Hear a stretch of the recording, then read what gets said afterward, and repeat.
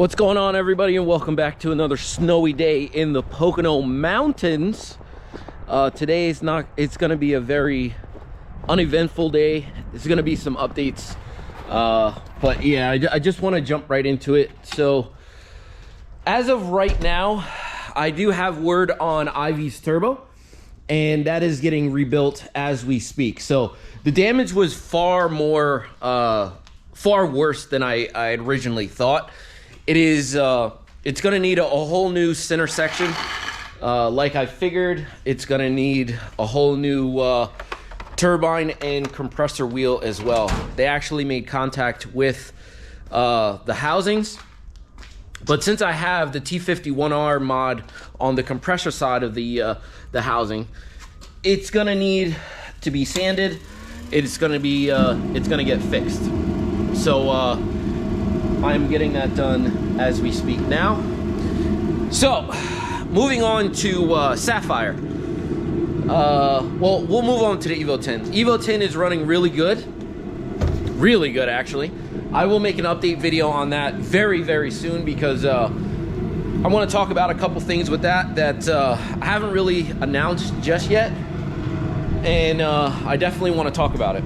So, back in the back garage now. Probably not going to be out here very long. What I wanted to do is I wanted to talk to you guys about Sapphire. So we haven't seen Sapphire on the channel in, I don't know, probably at least a bunch of videos now, probably 10 videos or so, something like that, since I've been working on the Evo 10. But there's a reason for that. I did actually get my turbo rebuilt by Force Performance, and so what I didn't know is that that turbo was an old style ball bearing FpGreen turbo that just happened to go bad. I mean, it is what it is. They could not fix it, so the only way to go about that turbo was to go a step down to a regular, I don't know, it's like not a regular FpGreen, but like not a ball bearing. So a journal bearing FpGreen, or to go up to a Zona Rota FpGreen, which, let's be real, the car is really not going to get tracked. No car that I'm going to have is going to really get tracked like that.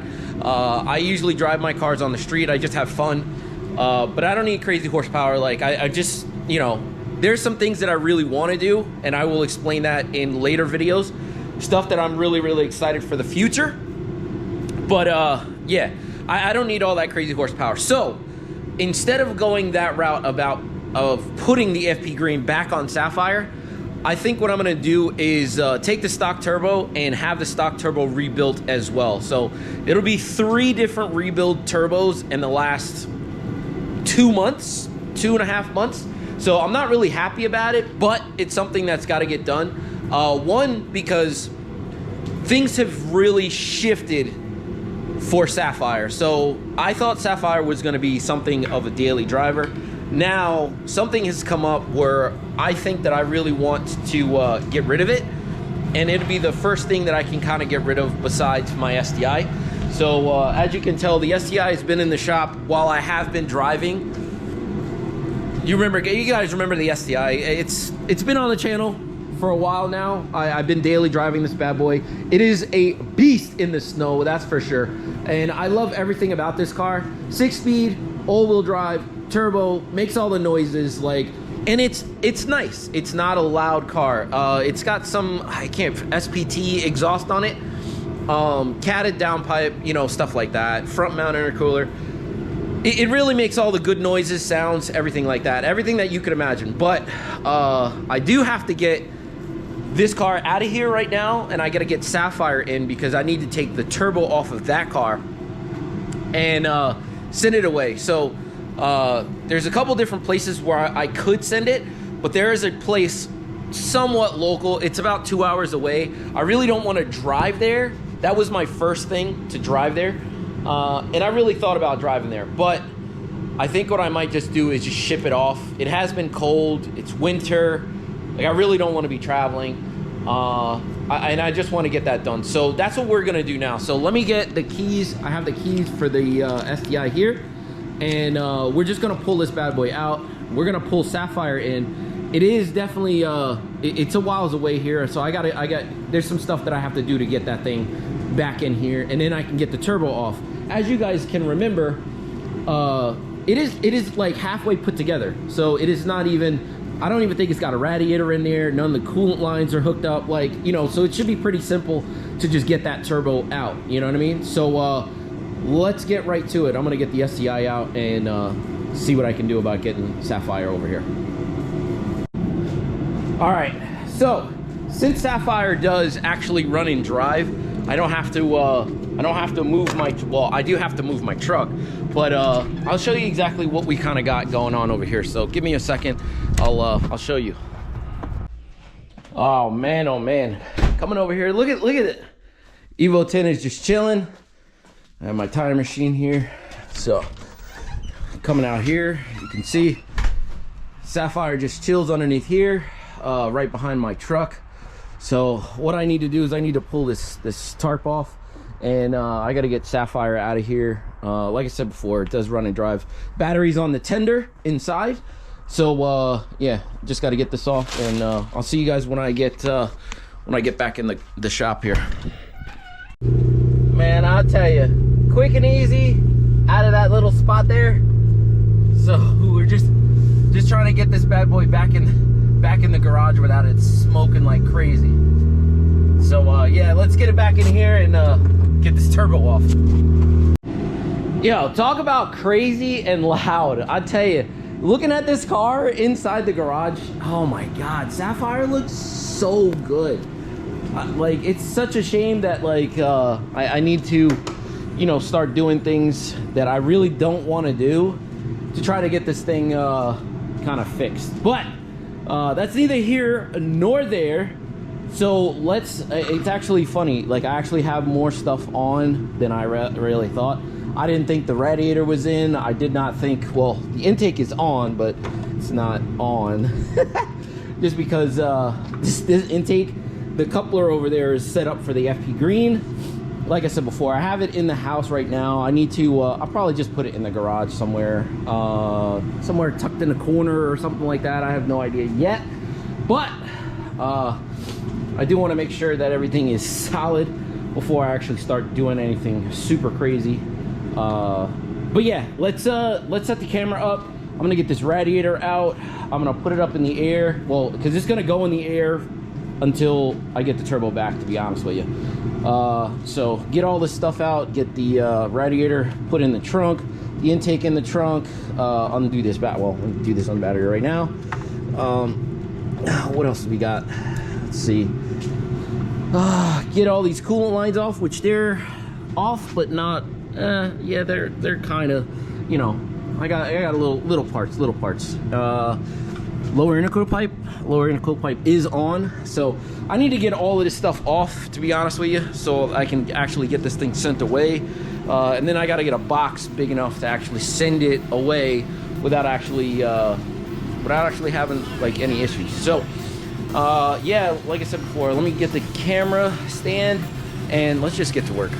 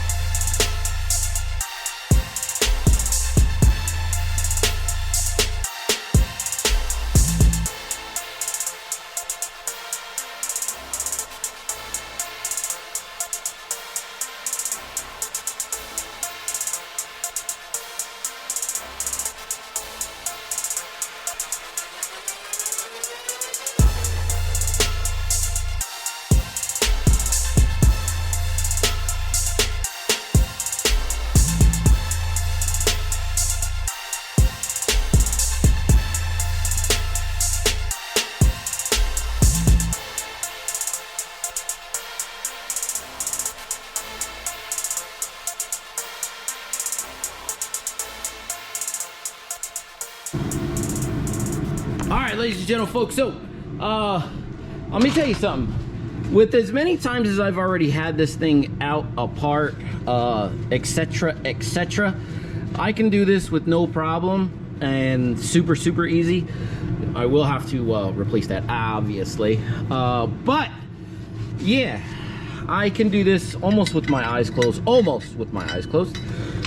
mainly because, you know, like I've done it so many times, and it should not really be an issue for you as well. So it's really not that crazy. Two 10mm bolts from the bottom for the oil return, or at the oil pan, whichever you prefer. I like the oil return at the top, mainly because it keeps everything stable at the top whenever I'm taking anything out.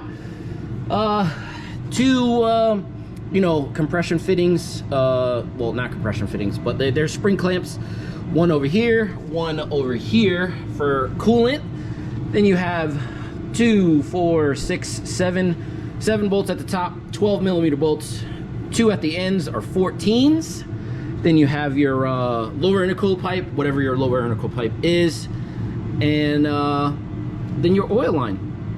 Your oil feed line is a 17 mil. Then everything is ready to come out. Well, with nothing in the way, obviously. You can take everything out and you can put everything on the bench here. So let me put a bolt in here so that this thing isn't leaking all over the place. Clean up a little bit of my mess and possibly pull in the STI. It is sitting outside. Not like that's a problem, but you know, I just want to pull it back in. You know what I'm saying? And then we could move forward with taking this bad boy apart. So I do need to get the O2 housing off. I need to get the exhaust manifold off, and I think that's really it. And the lower half of this pipe here, I need to get that off as well. So give me 1 second. I will be right back. All right, so after thinking about it a couple minutes here, I think what I'm gonna do is I'm going to hold off. I'm gonna put the O2 housing and the manifold here, and every other thing that I got, you know, like all the lines and such, I'm gonna throw all that stuff in the trunk as well. And so I don't really need to worry about, you know, anything. And yeah, I can, you know, move on with my day here. But yeah, if I put this bad boy up in the air, I got nowhere to put all my stuff. You know what I'm saying? You know what I'm saying? So yeah, let's get right on working with this, get this thing all apart, and let's just keep it rocking.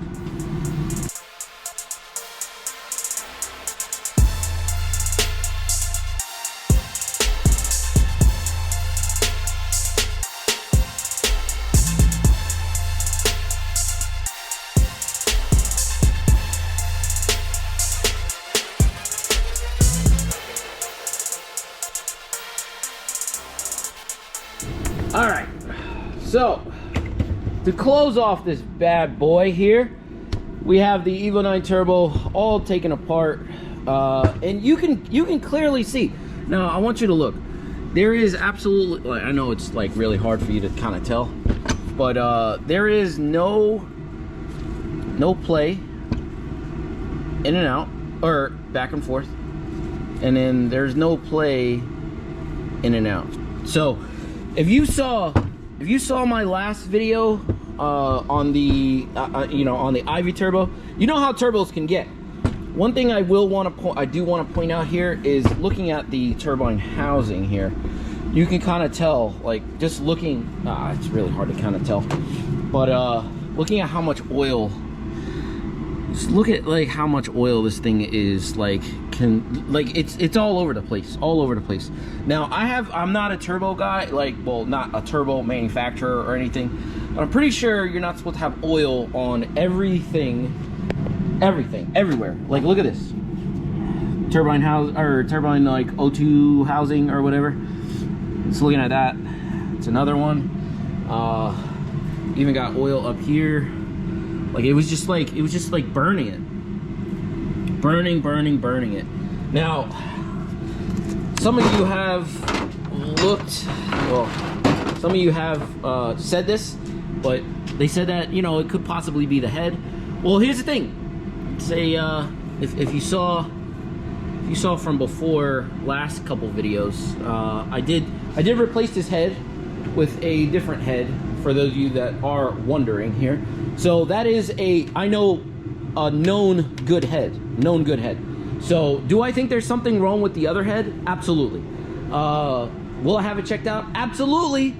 But I want to get this car up and running, because I want to move it around, do some things, and I have have plans for this car, and I just want to get it done. So I'm gonna clean up some of these parts. This O2 housing I'm probably just gonna throw away.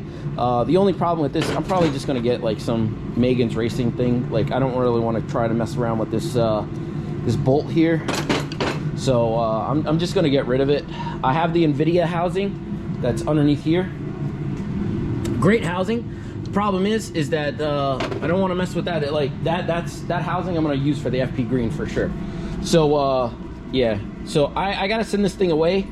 Hopefully it's just an oil thing, an oiling problem that this turbo's got, just like the FpGreen. When I sent it away, Force Performance actually asked me if it was you know, oiled by the head, which most of my turbos are oiled by the head. I haven't had any issues. I haven't had any major issues, and this will be an issue that is unique to this car, because I do think that there was something wrong with the head, but that is neither here nor there. Most of my other turbos that I've ever had on Ivy, on any other Evo that I've ever had, have all been head, you know, they've all been oiled by the head, you know what I mean? So the only exceptions are FP turbos that require oil filter housing, you know, oil filter housing, oil supplied. So you're talking about your FP blacks, you're talking about your FP greens, FP reds that are all journal bearing. So since the new turbo that I just got is journal bearing, I will need to, I do have a new oil supply line that comes off of the oil filter housing. So that's gonna get that. But all the rest of these turbos are perfectly fine coming off the head. There's a lot of pressure to suffice, you know what I mean? So I should not have any issue there. But anyway, this is where I'm gonna leave this video off. I will be sending this this turbo out to get looked at. It shouldn't be that bad. Hopefully just a rebuild is what I'm hoping for, but you just never know. I have no idea. I thought it was just gonna be a simple rebuild for the FpGreen, but it was a complete teardown and reassemble. So do I like it? Absolutely not. But I'm at their mercy, you know what I mean? I'm at their mercy. So I have no idea what I'm doing, what I'm talking about. So it is what it is. But yeah, anyway, this is where I'm gonna leave this video off. Hopefully we will have more coming soon. Like I said before, the Ivy Turbo will be hopefully coming back super soon. But until then, be sure to like, comment, subscribe if you like the videos that I pump out. It is mostly videos about Evos, GTRs, STIs. So if you like those videos, hit subscribe, maybe give a like. If you don't like me, throw it down in the comments. That would be appreciated. And I'll see you guys next time. Deuces.